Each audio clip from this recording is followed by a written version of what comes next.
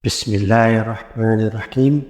Assalamualaikum warahmatullahi wabarakatuh. Alhamdulillah wassalatu wassalamu ala rasulillah. Sahabat Sunajah rahimakumullah, pada kesempatan kali ini kita akan membahas mengenai doa ketika menziarahi kubur ibu, bapak, dan dilengkapi dengan tata cara dan adab ziarah kubur. Nabi SAW ketika menziarahi atau ketika mengantarkan jenazah bersama para sahabat dan jenazah itu sudah dikubur, apa kata Nabi SAW?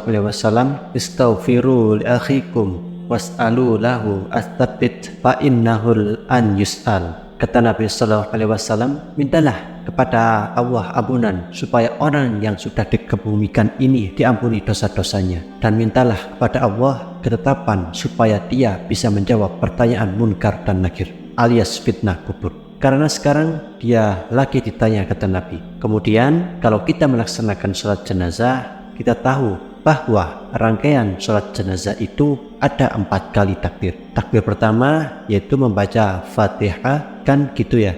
Kemudian takbir kedua baca sholawat Ibrahimiyah. Kemudian takbir ketiga membaca doa yang diajarkan Nabi. Kemudian takbir yang keempat bisa diam langsung salam, ataupun bisa kita berdoa dengan doa yang wali dari Al-Quran seperti Rabbana atina fid dunya hasanah atau doa-doa yang lainnya. Tetapi yang ingin saya bahas adalah pada takbir yang ketiga. Nabi SAW mengajarkan kepada kita doa-doa yang disunahkan untuk dibaca. Salah satunya adalah Allahumma firlahu warhamhu wa'afihi wa'fu anhu wa akrim nuzulahu wa wasikmat khalaqu, dan seterusnya. Ya Allah, ampuni orang ini yang sudah mati. Ya Allah, rahmati orang ini. Ya Allah, maafkan orang ini. Ya Allah, muliakan kedudukannya. Ya Allah, luaskan kuburannya, dan begitu seterusnya. Dari dua riwayat ini bisa kita simpulkan bahwa kewajiban kita apabila sedang mengantarkan jenazah dan jenazah itu sudah dikubur, maka ada 3 doa yang dianjurkan seorang muslim dibaca sebelum pulang dari kuburan. Kalau memang kita tidak sempat ikut memegang cangkul memasukkan tanah ke liang lahatnya, maka cukup sebelum pergi ambil 3 kepal tanah, kemudian letakkan di kuburannya. Minta 3 perkara. Pertama, mintakan ampun kepada Allah, dan ini berlaku kepada setiap yang ziarah kubur, tidak mesti yang mengantarkan jenazah saja.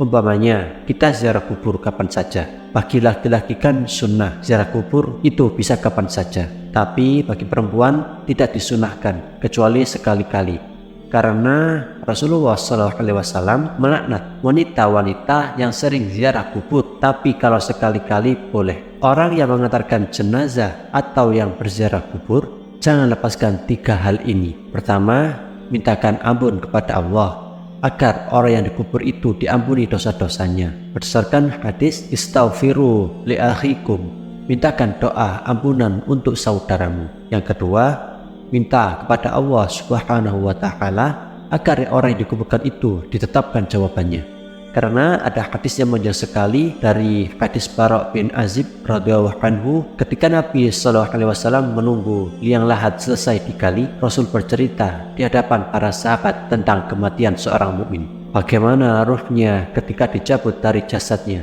Nah, salah satu lafaz dari hadis itu, ketika ruh itu sudah diangkat ke langit dengan catatan amalnya, Allah katakan, kembalikan ruh ke dalam jasadnya, tapi angkatlah catatannya ke tempat yang paling tinggi di Iliyin, di surga. Maka ruh itu dihantar dengan lembut, dimasukkan lagi ke dalam jasadnya. Ingat bahwa jasad dalam kubur itu mengikut ruh, tapi kalau di dunia terbalik, ruh yang ikut jasad, karena jasad dulu diciptakan di dunia itu, baru ditiupkan ruh itu.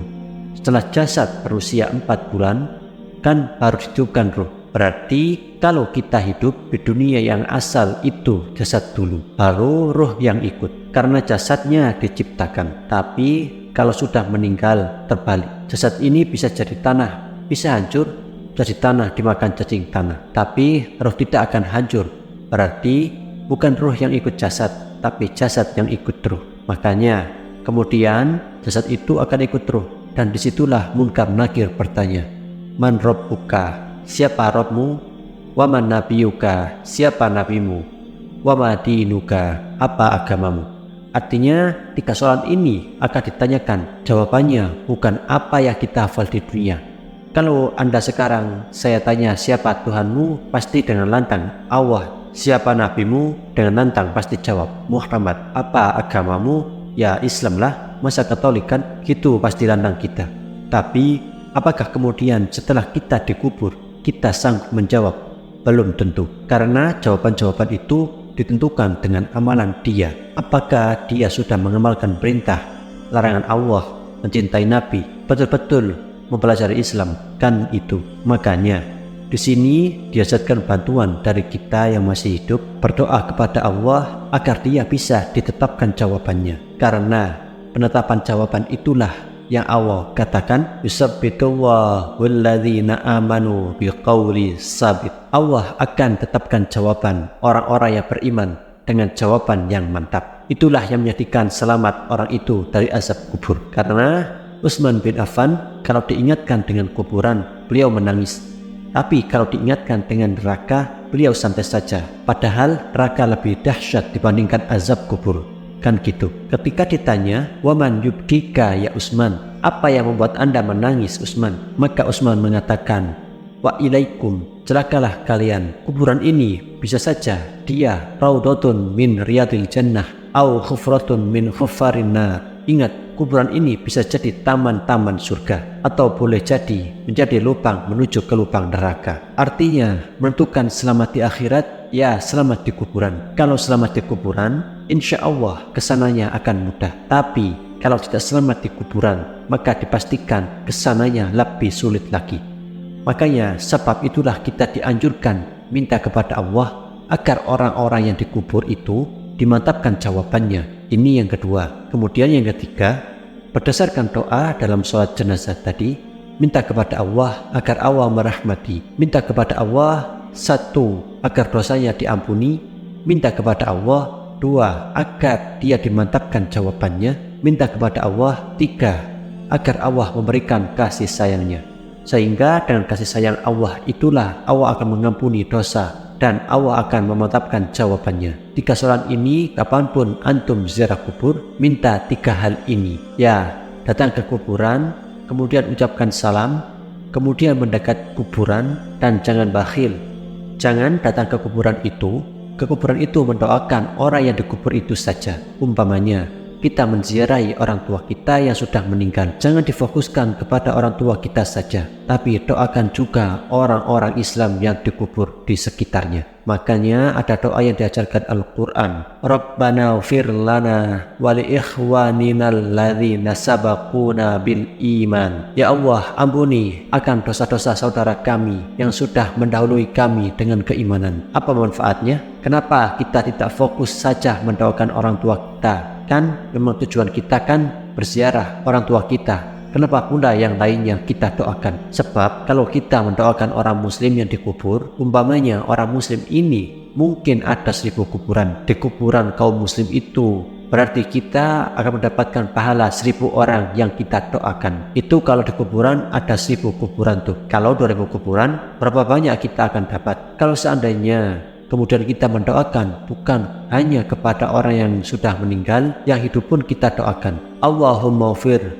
lil muslimina wal muslimat wal mu'minina wal mu'minat al ahya'i minhum wal amwat. Ya Allah, ampunilah dosa-dosa orang mukmin laki-laki, orang mukmin perempuan, yang hidup dan yang mati. Yang hidup berapa? Siapa yang bisa ngitung yang hidup? Kan banyak jumlahnya. Berarti kita dapat pahala itu sebanyak jumlah orang Islam yang kita doakan. Yang hidup loh, yang nggak mati. Berapa jumlah yang mati? Itu manfaatnya kita mendoakan orang-orang yang beriman di sekitarnya itu, supaya kita dapat pahala juga. Itu masalahnya.